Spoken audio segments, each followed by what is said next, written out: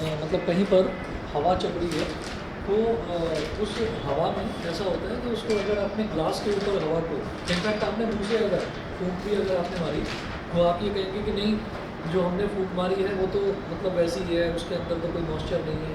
तो होता क्या है कि वो भी जब किसी सॉलिड पर टकराती है तो हमको पता चलता है कि उसके अंदर भी कुछ ना कुछ सॉलिड डिस्पर्स था।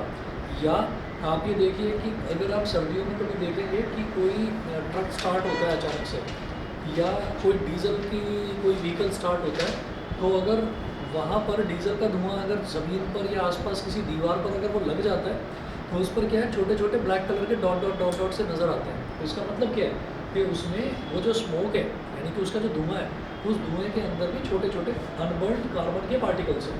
ठीक है, तो ऐसे ही हेयर स्प्रे होता है। हेयर स्प्रे में क्या होता है कि कहने पे तो वो स्प्रे है लेकिन उसके अंदर छोटे छोटे सॉलिड के पार्टिकल्स होते हैं जो बालों पर लग जाते हैं और फिर बालों को जैसा स्टाइल चाहे वैसा स्टाइल आप दे सकते हैं।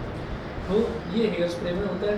फॉग में कई बार आपने नोटिस करा होगा कि देखने में तो ऐसा लगता है जैसे धुआं धुआं है वाइट कलर का, लेकिन सर्दियों में खासतौर पर जब आप स्कूल जाते हैं तो आपने देखा होगा कि ब्लेजर पर यहाँ पर और यहाँ पर गीला हो जाता है।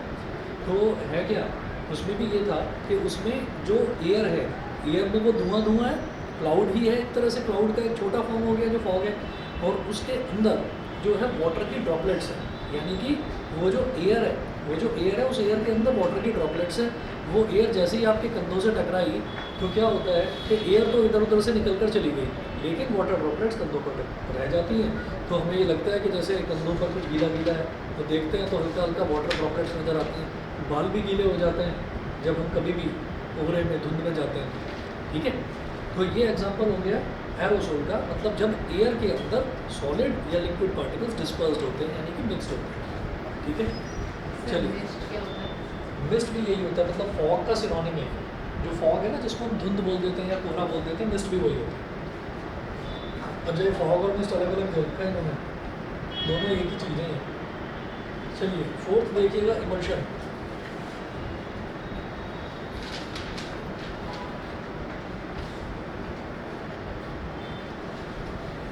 फोर्थ नोट करें, emulsion.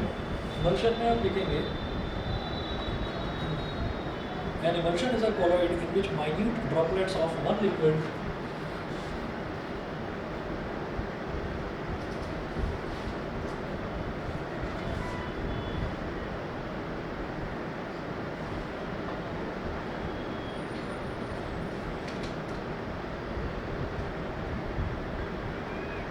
an emulsion is a colloid in which minute droplets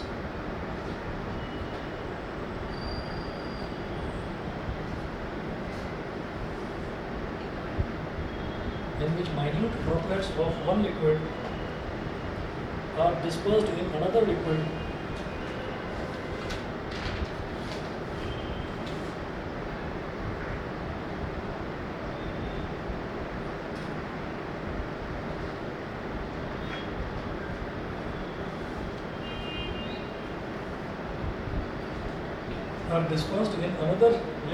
which is not miscible with it.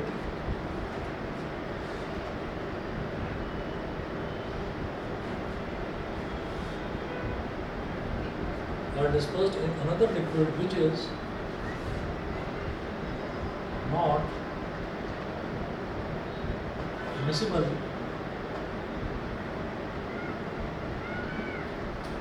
not miscible with it. Full stop. Example देखिएगा इसका, milk, butter and face cream.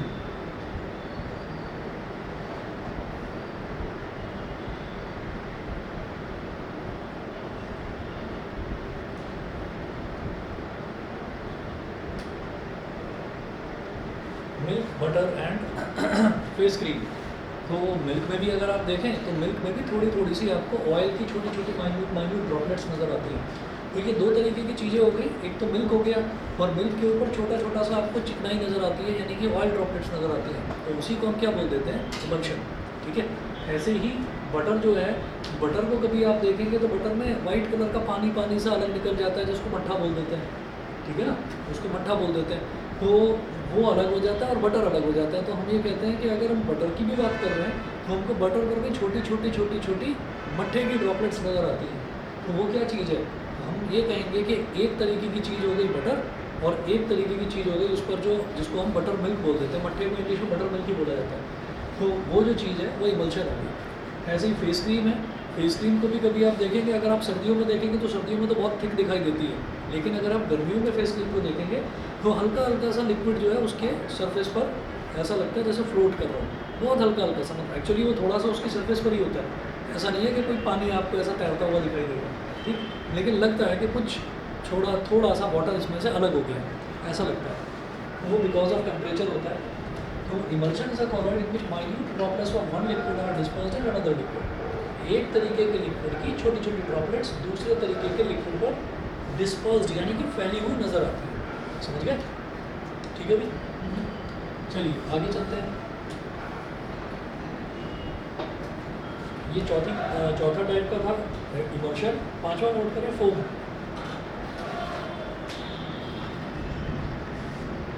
पांचवा टाइप का colloid है foam. तो foam याद रखिए, foam solid की category में नहीं आता, फोम आएगा आपका कॉलॉइड की कैटेगरी में, यानी कि सॉल्यूशन और सस्पेंशन के बीच की कोई चीज़ है फोम, ठीक। तो जरा नोट करें इसमें। अच्छा, ये वो वाला फोम नहीं है जैसे हम ये कह रहे थे ना भाई फोम के गद्दे हैं, है ना, तो वो स्पॉन्ज होता है, तो that is a different thing, वो तो सॉलिड ही होगा। लेकिन ये फोम कौन सा है? ये फोम वैसा है कि हमने वो शेविंग क्रीम लगाई और उसके बाद ऐसे ऐसे ऐसे ऐसे करते रहे, वो खूब झाग तैयार हो गया, वो वाला फोम, उसकी बात कर रहे हैं। तो नोट करिएगा, the foam is a colloid in which a gas is dispersed in a liquid medium.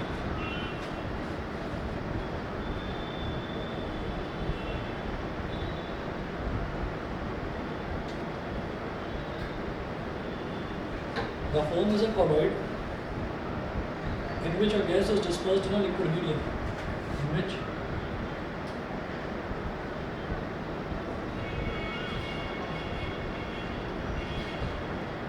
a gas is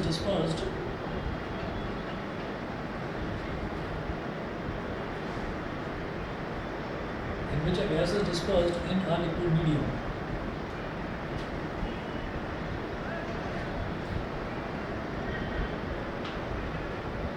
The foam is a colloid in which a gas is dispersed in a liquid medium.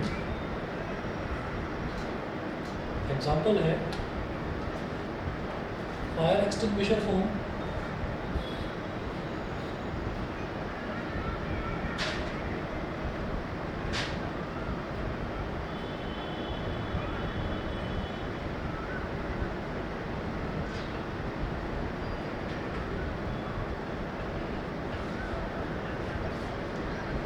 Fire extinguisher foam, comma soap bubbles,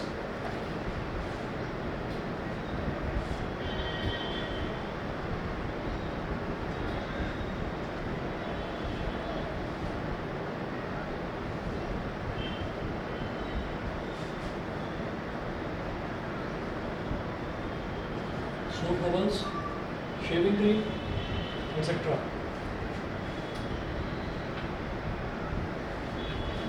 soap bubbles भी क्या है, आप ये देखिएगा कि पानी में आपने डिटर्जेंट डाला, तो पानी में डाला ना, लिक्विड में डाला, अब उसके बाद आपने उसको खूब अच्छे से एजिटेट कर दिया, तो जब उसको खूब अच्छे से एजिटेट करते हैं तो होता क्या है, उसके ऊपर झाग बनने शुरू हो जाते हैं, तो वो जो झाग है वो बन कहाँ पर रहे हैं, लिक्विड पर बन रहे हैं ना। तो वही चीज़ है, the foam is a colloid in which a gas is dispersed in a liquid medium. उसमें क्या होता है कि वो जो बबल्स बन रहे हैं, वो बबल्स किस पर बन रहे हैं, लिक्विड पर बन रहे हैं, तो लिक्विड के ऊपर आपको क्या नज़र आ रहा है, वो गैस के बन रहे हैं। क्यों? क्योंकि उसमें है क्या, लिक्विड की एक फिल्म है, बारीक सी फिल्म है, जिसको हल्का सा हाथ लगाए तो फूट जाती है, तो लिक्विड की एक बारीक सी फिल्म है और उस फिल्म के अंदर गैस भरी हुई है, एयर भरी हुई है, ठीक है। और ज़्यादा बड़ा हो जाता है या कहीं टकरा जाता है तो टूट जाता है, और जहाँ पर बबल गिरता है टूट कर, तो गेम खेला है ना, वो फूट मारते हैं, उसमें डुबाते हैं उसको, फूट मारते हैं। नहीं, बबल्स वाला गेम नहीं खेला बचपन में, याद नहीं है क्या? गन हाँ, उसकी गन आती थी, रखी हुई है यहाँ पर, हमने छुपा के रखी है, मेरी बेटी खेलती है उससे। तो उसमें क्या है कि उसमें फूट मारने वाला भी सिस्टम होता है, 4 छोटे छोटे सेक्शन बने रहते हैं, तो उस पर साबुन का पानी टच हो जाता है, और उस पर फूट मारते हैं तो बबल्स बन कर निकलते हैं। तो जहाँ पर भी वो बबल टच होता है, तो वहाँ पर क्या होता है, देखने में तो बबल ऐसा लगेगा स्फेरिकल बिल्कुल, लेकिन जहाँ पर भी वो टच होता है तो वो फूट जाता है, और फूटने के बाद टच होने वाली जगह जो है वो गीली हो जाती है। तो उससे क्या समझ में आता है कि वो बना हुआ तो लिक्विड का है, लेकिन उसके अंदर गैस भरी हुई है। तो वही है, the foam is a colloid in which a gas is dispersed in a liquid medium, gas जहाँ पर लिक्विड के अंदर फैली हुई होती है, डिस्पर्स्ड होती है, ठीक है। उसके बाद नोट करें, फोम के बाद अगला है बेटा सॉलिड फोम।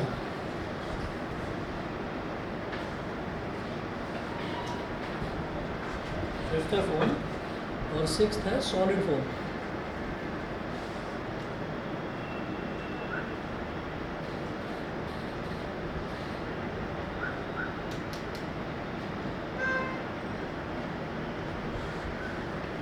सॉलिड फॉर्म, तो सॉलिड फॉर्म में लिखेंगे the solid form is a colloid in which a gas is dispersed in a solid medium.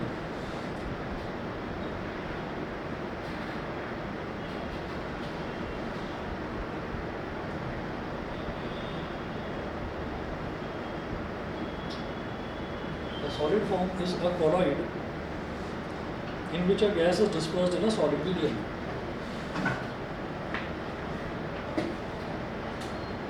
Which a gas is dispersed in which a gas is dispersed in a solid medium. Example: insulating foam,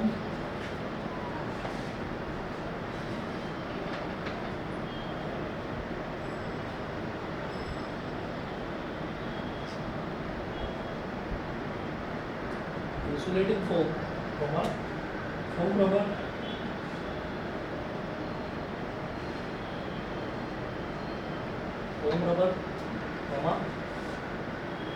sponge and bread। ये वो वाला हो गया जो solid वाला होता है, मैंने बताया था आपको, ये वो वाला फॉर्म है, सॉलिड वाला फॉर्म है। ये वही है स्पॉन्ज जिसका गद्दा बनता है। ये हम बैठे हुए हैं तो वो इतना मोटा है, लेकिन उसके बीच में छोटे छोटे छोटे छोटे स्पेस होता है और उसके अंदर एयर भरी हुई होती है। तो वही है, तो solid form is a colloid in which a gas is dispersed in a solid medium. और जैसे ही हम उस पर बैठते हैं तो वो दबता है और उसके अंदर की सारी एयर निकल जाती है, ठीक है। ऐसे ही ब्रेड है, तो ब्रेड जो होती है, ब्रेड में भी जो या तो मैदा की बनती है वो, या फिर वो फ्लोर की बनती है, आटे की बनती है। तो उसको भी अगर हम प्रेस कर देते हैं तो उसके अंदर जो एयर है वो एयर निकल जाती है और वो दब जाती है, प्रेस हो जाती है। तो ये जो है, अच्छा इंसुलेटिंग फोम कौन सा फोम होता है? ये वो वाला फोम होता है कि इंसुलेटिंग फोम के ना कपड़े भी आते हैं। जैसे मान लीजिए कि आप लोगों ने शायद देखा होगा कि ग्लास की जो बॉटल होती है ना, जो कांच की बॉटल होती है, कांच की बॉटल को कवर करने का एक केस आता है, तो उसका कपड़ा कुछ अलग ही तरीके का होता है। उसका एक केस आता है, उसमें छोटी सी जिप लगी रहती है, उसको खोलो और बॉटल निकालो, तो उसमें क्या होता है कि वो इंसुलेटिंग फोम, उसका मतलब पर्पस क्या होता है, इंसुलेट कर देता है वो। इंसुलेट का मतलब आइसोलेट कर देता है एक तरह से बाहर के एटमॉस्फेयर से। मतलब अगर आपने ठंडे पानी की बॉटल उसके अंदर डाली तो वो 4, 5, 6 घंटे तक पानी उसके अंदर ठंडा ही रहता है, ठीक है ना। तो इस वजह से उसको यूज़ करा जाता है। जनरली कुछ देखने में जो इंसुलेटिंग फोम वाला कपड़ा है, कुछ देखने में लगता टॉवल जैसा है, लेकिन वो टॉवल का कपड़ा नहीं होता। मतलब टॉवल में एक प्रॉपर्टी होती है एब्जॉर्बिंग प्रॉपर्टी, कि अगर हमारा हाथ, पैर, मुंह कहीं से गीला है, हम उसको टच करेंगे तो टॉवल उसको पानी को एब्जॉर्ब कर लेगा। लेकिन जो इंसुलेटिंग वाला होता है, इंसुलेटिंग फोम वाला जो कपड़ा होता है, वो कपड़ा एब्जॉर्ब नहीं करता। आप उसको पानी को पोछे जाओ अपने मुँह को, साफ ही नहीं होगा, वो गीला का गीला ही रहेगा, पानी को फैला देगा इधर से उधर तक, एब्जॉर्ब नहीं करेगा। तो इंसुलेटिंग फोम हो गया, foam rubber, sponge and bread, ठीक है। तो इसमें क्या होता है, सॉलिड के अंदर छोटे छोटा स्पेस होता है, उस स्पेस के अंदर एयर भरी हुई होती है। जैसे ही हम उस पर बैठते हैं तो एयर निकल जाती है। कोई मोटा आदमी बैठता है तो बहुत ज़्यादा एयर निकल जाती है, ठीक है। चलिए जी, सॉलिड फॉर्म के बाद में 7th देखिएगा, जल।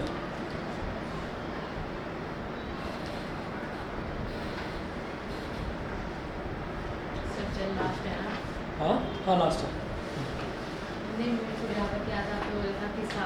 साथ ही जल है लास्ट। द जल is a semi solid colloid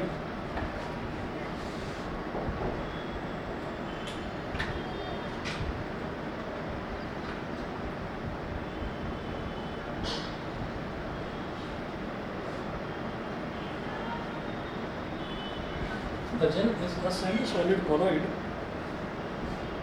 in which there is a continuous network of solid particles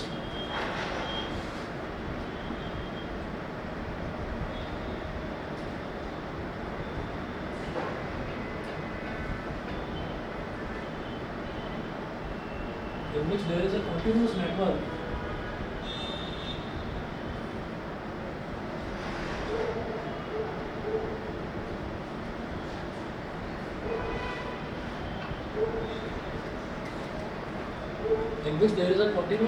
of solid particles dispersed in a liquid.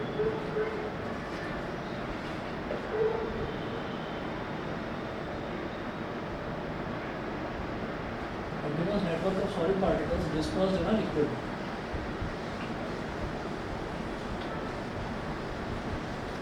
Dispersed in a liquid, full stop. The examples of gel are, example लिखें,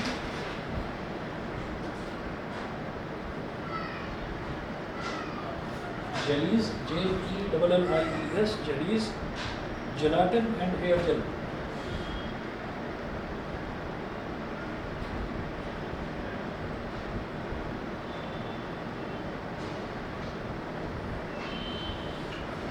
Gelatin and hair gel.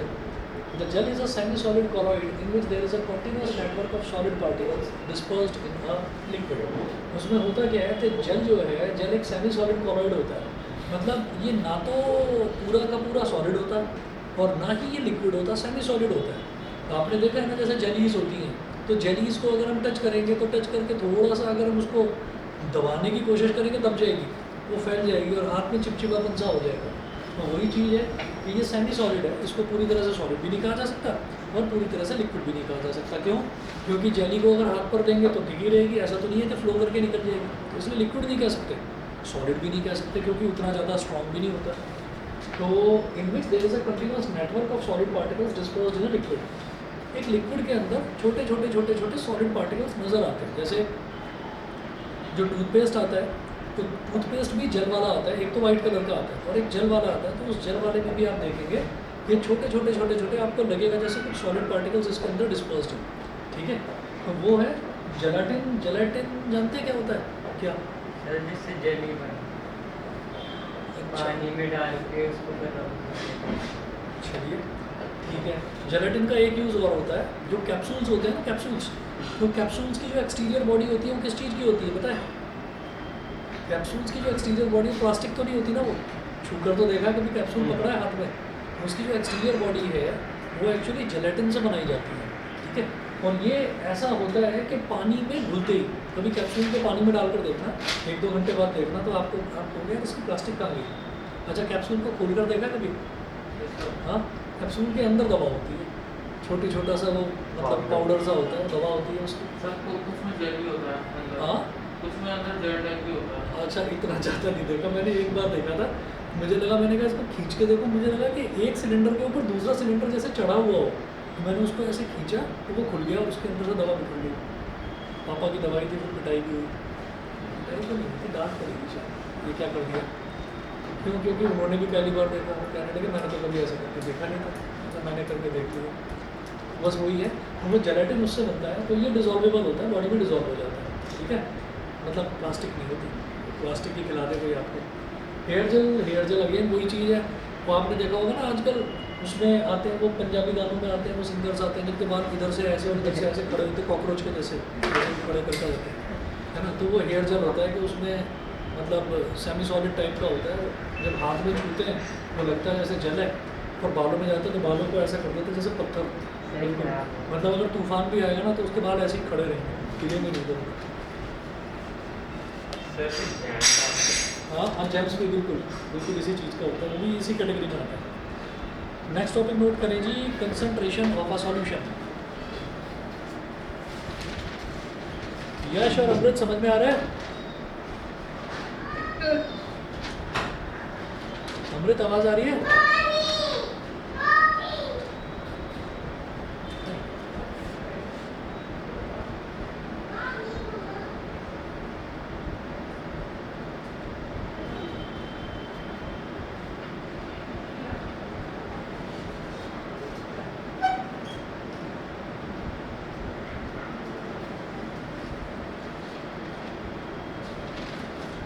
हाँ, concentration of a solution, इसमें note कीजिएगा.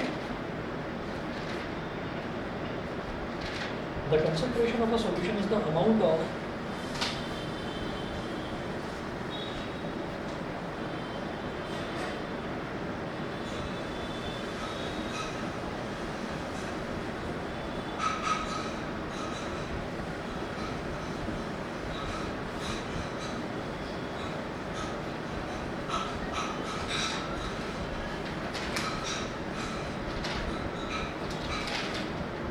The concentration of a solution is the amount of solute. The concentration of a solution is the amount of solute present in a given quantity of the solution. Present in a given quantity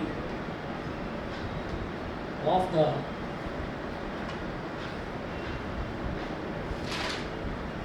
present in a given quantity of the solution.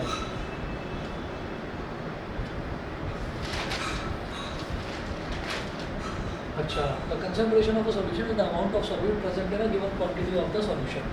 तो आप ये देखिएगा कि अगर आपने क्या करा, आपने पानी लिया और पानी के अंदर आपने चीनी को डाला और चीनी बहुत ज़्यादा आपने चीनी डाल दी, फिर आप उसको पी रहे हैं, आप कह रहे हैं तो बहुत ज़्यादा मीठा है, ठीक है, तो आप क्या कहेंगे कि बहुत ज़्यादा कंसनट्रेटेड है, आपने चीनी बहुत ज़्यादा डाल दी। अब दूसरा तरीका क्या है कि आप उसमें उसको थोड़ा सा डाइल्यूट करने के लिए आप क्या करेंगे, चीनी तो कम कर नहीं सकते, तो आप क्या करोगे, पानी बढ़ा दोगे। आप जब उसमें पानी बढ़ा दोगे तो फिर आप कहोगे कि हाँ अब ठीक है, इसका कंसनट्रेशन थोड़ा कम हो गया। तो किसी भी चीज़ में अगर सॉल्यूट जो है, सॉल्यूट की अगर वैल्यू बहुत ज़्यादा है तो हम ये कहेंगे इसका कंसनट्रेशन बहुत ज़्यादा है। सॉल्यूट अगर उसके अंदर बहुत कम है तो हम ये कहेंगे उसका कंसनट्रेशन बहुत कम है। तो यहाँ पर कंसनट्रेशन कैलकुलेट करने का भी एक फॉर्मूला होता है, तो नोट करेंगे। और कंसनट्रेशन कैलकुलेट कैसे होगा, नोट करिएगा। The concentration of a solution is defined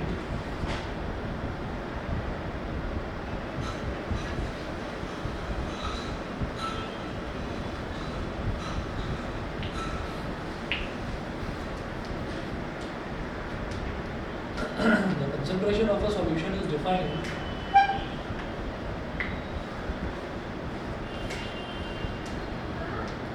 of a solution is defined as the mass of solute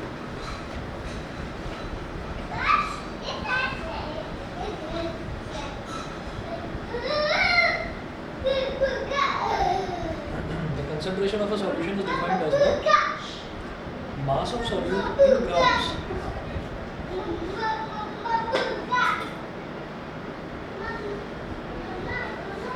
of solute in grams present in 100 grams of the solution.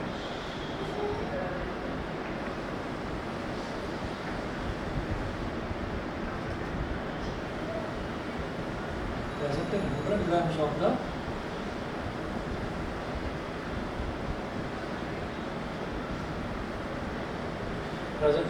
grams of the solution.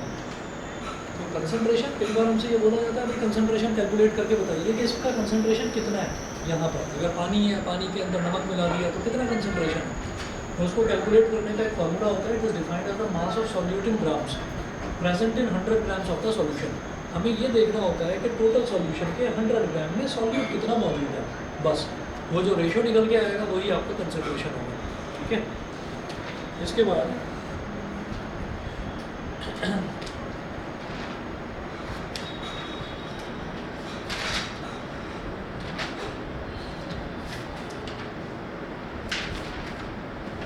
चलिए जी, तो इसमें आप note करिएगा concentration of solution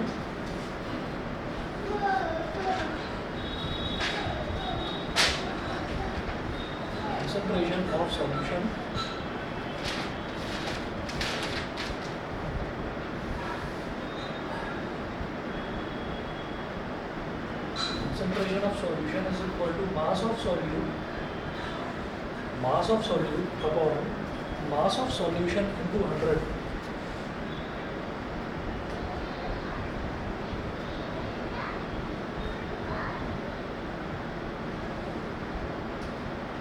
mass of solute upon mass of solution into 100। तो आपको एक चीज़ तो समझ में आ गई होगी कि इसकी यूनिट क्या होगी, बताएंगे? सोचो, ऊपर भी मास है भी ग्राम में, नीचे भी मास है वो भी ग्राम में, ग्राम से तो ग्राम कैंसिल आउट हो गया, रेशो आ गया, मल्टीप्लाई बाई 100 तो क्या हो गया, परसेंटेज हो गई, ठीक है।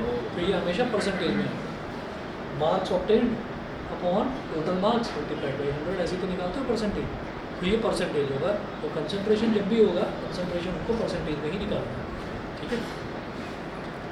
एक क्वेश्चन देखिएगा, क्वेश्चन नंबर 1 नोट करें। A solution contains 30 gram of sugar.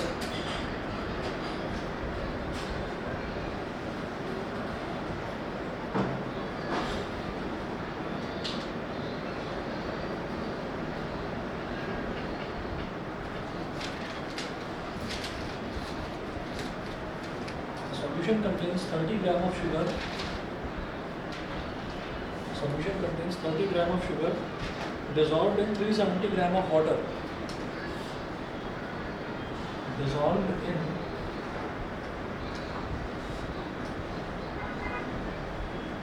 ये हम पहले भी 4 क्वेश्चन कर चुके हैं।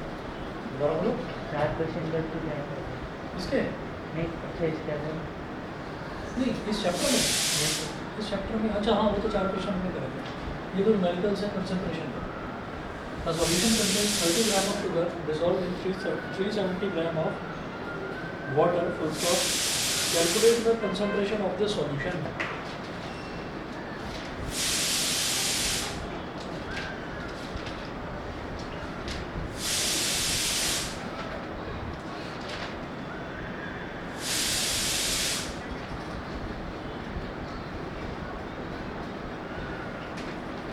Calculate the concentration of this solution.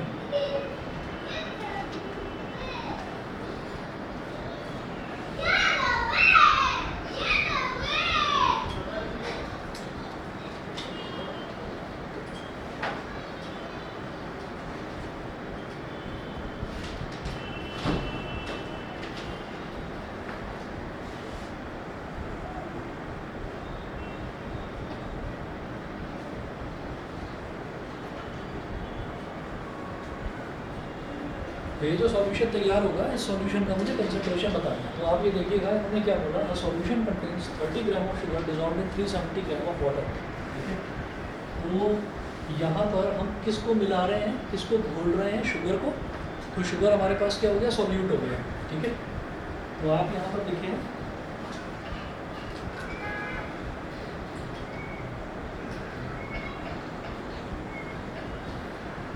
Mass of solute, mass of solute का मतलब हो गया mass of sugar,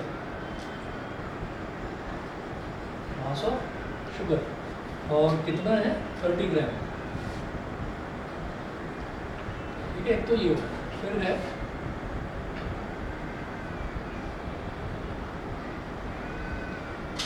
mass of solution.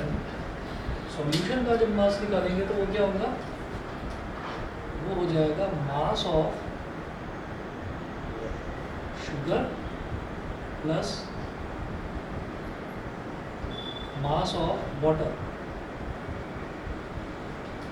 Mass of sugar plus mass of water. भाई शुगर को हमने पानी के अंदर घोल दिया ना, तो वो पूरा का पूरा सॉल्यूशन तैयार हो गया। अब उन्होंने बोला solution contains 30 gram of sugar dissolved in 370 gram of water. तो टोटल कितना हो गया, सॉल्यूशन का मास कितना हो गया, 30 प्लस 370, तो 30 प्लस 370 यानी कि 400 ग्राम, ये हो गया। ठीक, तो हम कहेंगे concentration of solution, therefore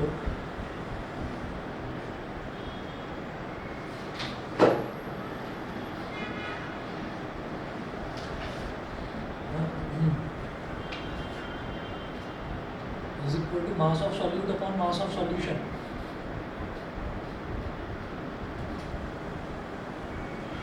mass of solute upon mass of solution।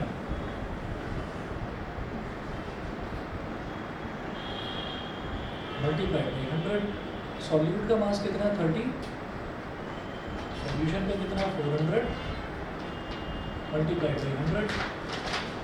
एक जीरो से एक जीरो कट गया, 4 10 40 और 4 25 100। ठीक है, तो ये कितना आ गया 75/10, मतलब 7.5%, 7.5%। समझ गए, सही है। तो 400 के 0 से 100 के 0 को काटते जा रहे हैं, तो मैंने जानबूझकर नहीं काटा डायरेक्ट 30 आंसर आ रही है, 30 आ जाएगा। तो 30/4 आएगा, क्या 30/4 से भी 7.5 ही आ रहा है ना। तो मैंने इस वजह से काटा क्योंकि 4 से ना पूरी पूरी तरीके से 100 डिवाइड हो जाता है, तो 100 पूरी तरह से 25 हो गया, 425 से 100 और एक जीरो से एक जीरो ये वाला काट दिया, 4 10 जा 40 हो गया। तो अब 3 × 25 75, 75/10 7.5%, ठीक है ना। तो डिवाइड करने का ज़्यादा पंगा रहा नहीं, 7.5% आ गया। अब इसमें हमने क्या लिया, मास of solute upon mass of solution. तो इसमें ना बस आप साइड में ये लिख दें बाई मास,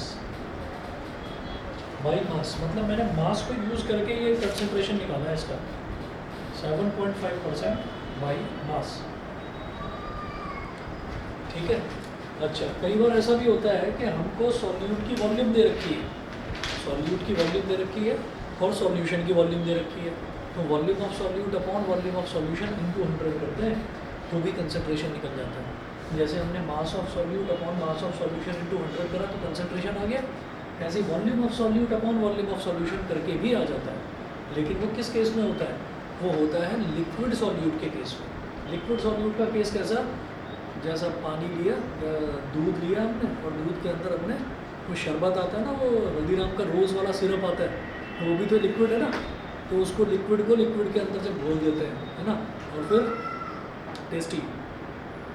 तो वही वाला है कि जब एक लिक्विड में दूसरे लिक्विड को घोलते हैं तो हम ये कहते हैं हमारा सॉल्वेंट भी लिक्विड है और हमारा सॉल्यूट भी लिक्विड है, तो तब उस केस में हमको वॉल्यूम ली जाती है, उस केस में मास नहीं लिया जाता। यहाँ पर सॉल्वेंट जो है वो तो लिक्विड है, लेकिन जो सॉल्यूट था शुगर वो सॉलिड थी, तो उस केस में मास लिया जाता है, मास of solute upon mass of solution into 100, ठीक है। तो इस वजह से क्योंकि मैंने मास यूज़ करा तो रिजल्ट में बस लास्ट में बाई मास लिख देना है। इसके बाद अगला क्वेश्चन देखें,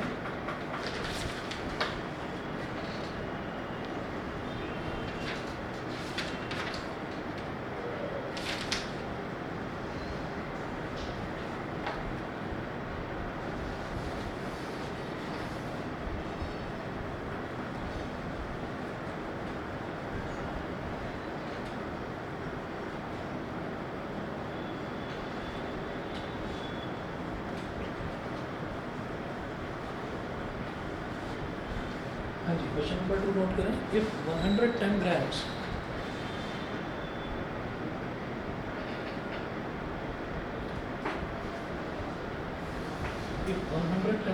of copper sulfate is present in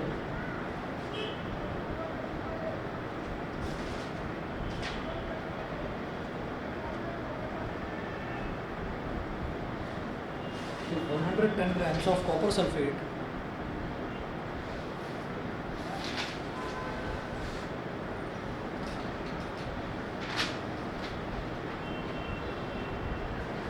if 110 grams of copper sulfate is present in 550 gram of solution,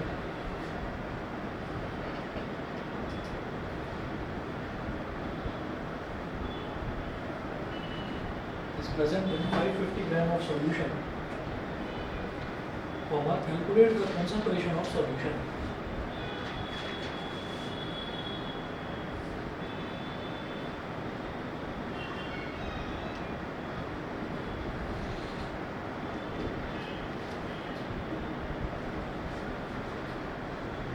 Calculate the concentration of solution.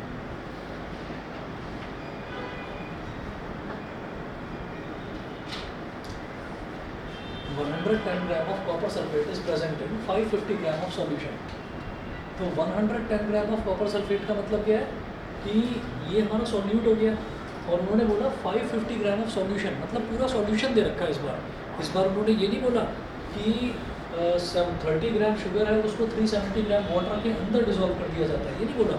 उन्होंने बोला कि पूरा सॉल्यूशन 550 ग्राम का है, 550 ग्राम का सॉल्यूशन है, उसके अंदर 110 ग्राम ये मौजूद है, समझ गए। तो इसका मतलब 550 माइनस 110 करूँगा तो मास ऑफ सॉल्वेंट आ जाएगा। क्या मुझे सॉल्वेंट के मास से कुछ लेना देना है? नहीं, सॉल्यूट का मास मेरे पास है, सॉल्यूशन का मास मेरे पास है, सीधा सीधा करिए, कंसंट्रेशन निकालिए, समझ गए। तो हम यहाँ पर बोलेंगे concentration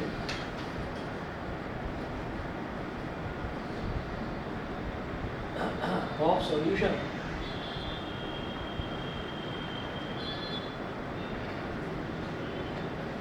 is equal to mass of solute upon mass of solute upon mass of solution into 100. तो मास ऑफ सॉल्यूट का मास कितना दे रखा है 110 ग्राम्स 110 ग्राम्स हो गया। मास ऑफ सॉल्यूशन कितना दे रखा है 550 ग्राम्स मल्टीप्लाई बाई 100 0 से 0 कर दिया 11 वन जा 11 11 5 जा 55 5 वन जा 5 5 20 जा 100। तो ये हो गया 20% बाई मास 20% बाई मास। बताइए भाई clear.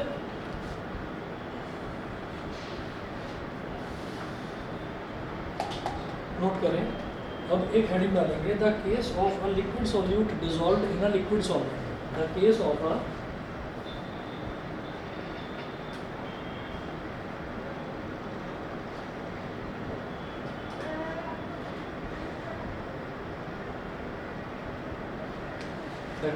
liquid solute dissolved So your next question है जी नहीं नेक्स्ट क्वेश्चन में heading the case of a next heading है the case of a liquid solute dissolved in a liquid solvent.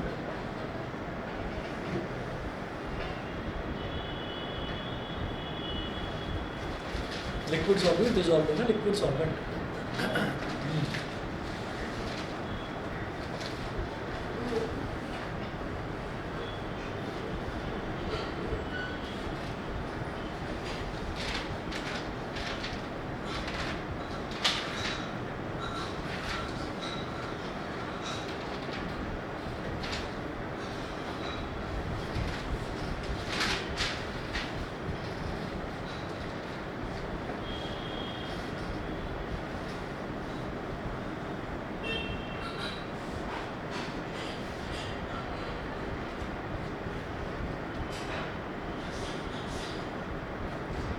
इसमें note करें the concentration of a solution is defined as the. इस case में जब liquid solute हो, वही जो मैंने आपको रोज़ का एग्जांपल दिया था कि वो रोज़ का जो सिरप आता है उसको आपने दूध में मिलाया तो दूध भी लिक्विड है और वो जो रोज़ का सिरप है वो भी लिक्विड है।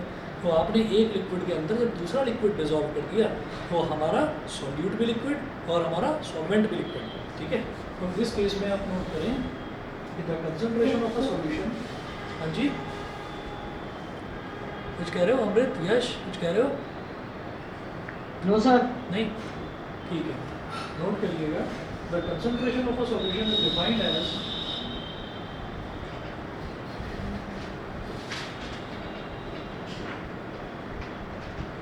The concentration of a solution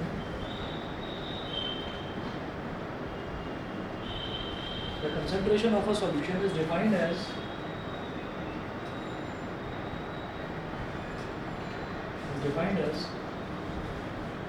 the volume of solute in milliliters is defined as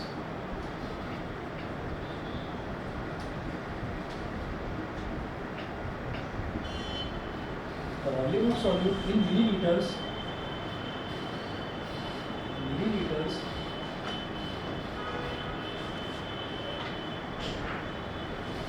present in 100 milliliters of solution.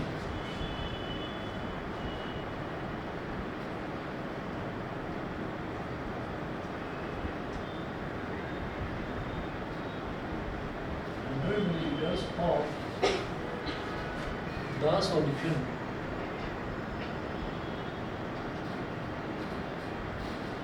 100 milliliters of the solution.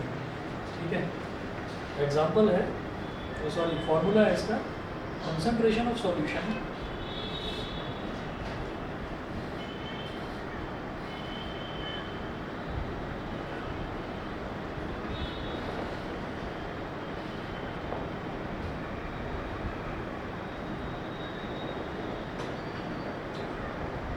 volume of solute upon volume of solution into 100 volume of solute upon volume of solution into 100 तो जो volume दे रखा होगा आपको, तो volume of solute upon volume of solution into 100, ये आपको करना होगा इसमें, ठीक है। इसमें आप क्वेश्चन देखिएगा, क्वेश्चन नंबर 1 है, the solution contains 50 millilitre of alcohol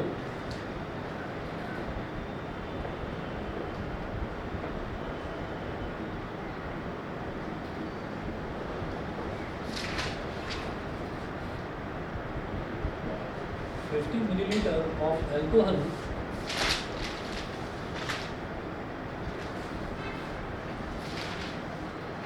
mixed with 150 ml of water.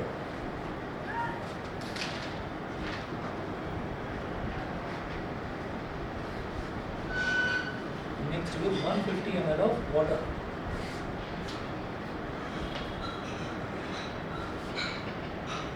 Full stop. Calculate the concentration of the solution.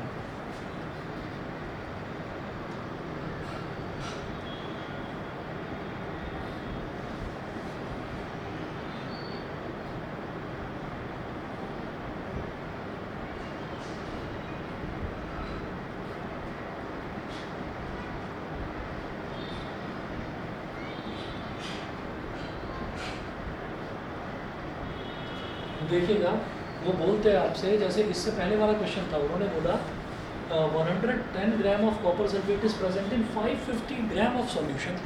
Solution का ही ग्राम दे दिया था पूरा 550 ग्राम, लेकिन इस बार इन्होंने सॉल्यूशन का वॉल्यूम नहीं दिया है।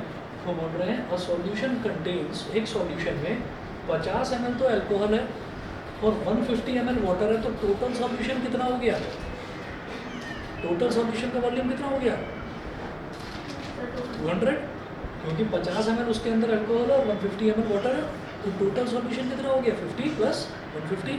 तो आप लिखेंगे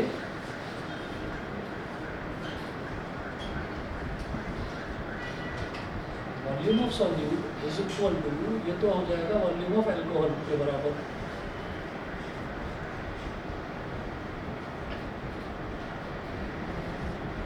तो कितना है? 50 ml, ठीक है। और volume of solution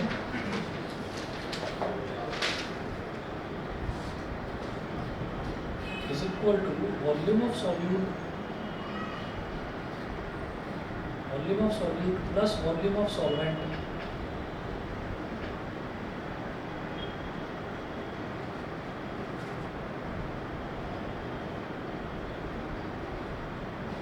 ml plus 150 ml, total हो गया 200 ml, ठीक है। अब वो बोल रहे हैं कि आपको सॉल्यूशन का कंसंट्रेशन निकालना है, तो concentration therefore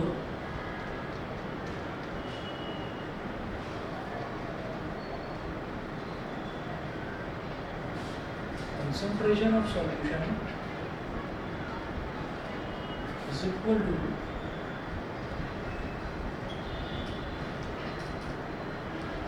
volume of solute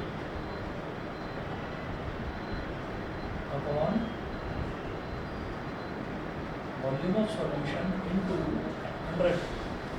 Volume of solute upon volume of solution into 100.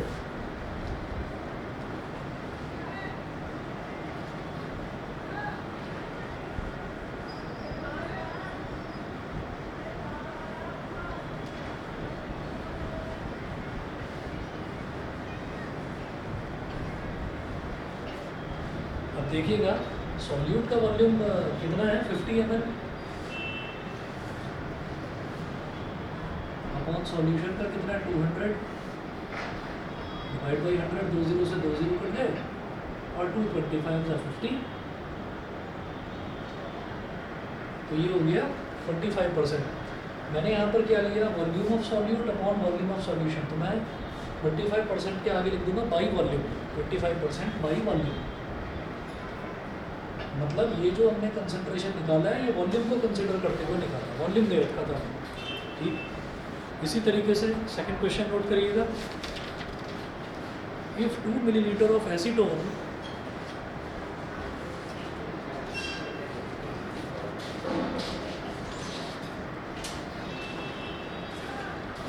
Millilitre को शॉर्ट में एमएल बोल देते हैं, 2 millilitre of acetone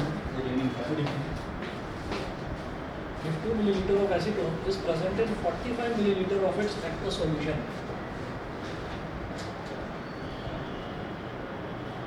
is present in 45 milliliter of its aqueous solution,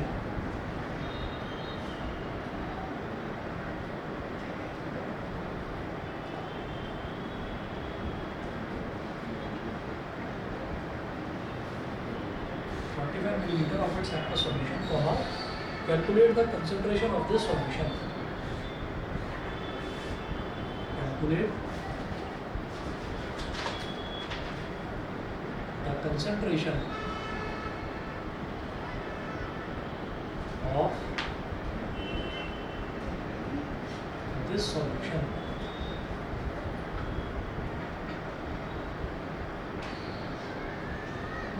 calculate the concentration of the solution. अब आप इन्होंने देखो 2 millilitre acetone. Acetone क्या होता है? एसीटोन थिनर होता है या स्पिरिट जिसको बोल देते हैं, वो चीज़ होती है ये। जैसे चोट वगैरह कहीं पर लग जाती है ना, तो उसको साफ़ करने के, जर्म्स वगैरह को रिमूव करने के काम आती है। जो 2 millilitre acetone is present in, अब इन्होंने ये तो नहीं बोला ना कि वो कहाँ पर प्रेजेंट है, उन्होंने सीधा सीधा ये बोल दिया is present in 45 millilitre of its aqua solution. वो अपने एक्वा सॉल्यूशन में 2 ml उसमें एसीटोन है। एक्वा सॉल्यूशन, एक्वा सॉल्यूशन क्या होता है? मतलब ये सॉल्यूशन का ही दे रखा है मेरे को, जो वॉल्यूम दे रखा है। एक्वा सॉल्यूशन याद रखिएगा क्या होता है, जैसे मान लीजिए हमने क्या करा, हमने नमक ले लिया और नमक को हमने पानी में मिला दिया, तो हम ये कहेंगे कि ये सॉल्ट का एक्वा सॉल्यूशन तैयार हो गया। एक्वस जो शब्द है वो एक्वा से आया है, and aqua is for water, ठीक है। इसीलिए जहाँ पानी भरा रहता है उसको एक्वेरियम बोलते हैं, है ना। तो एक्वस याद रखिएगा, एक्वस सॉल्यूशन का मतलब ये है कि वहाँ पर सॉल्वेंट वाटर है, ठीक है। तो इन्होंने बोला कि 45 ml of its aqueous solution, तो volume of solute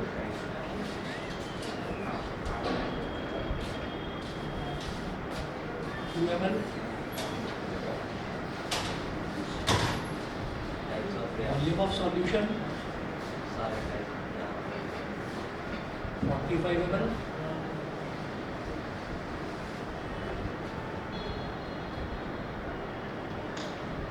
concentration of solution